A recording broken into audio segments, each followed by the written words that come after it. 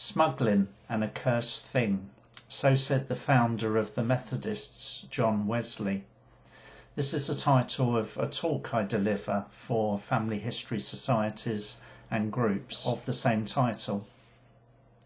In it I explore my family's connection to the revenue men and smugglers, and also explore why smuggling occurred in the United Kingdom and the places to access to find records on your smuggling ancestors.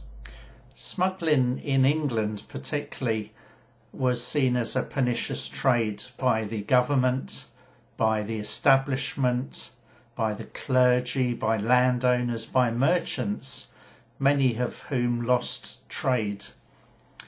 However, it was a necessity for many people, particularly those who felt that the government duty on some goods coming into the country had crippling taxes imposed, and therefore the environment for smuggling was rife.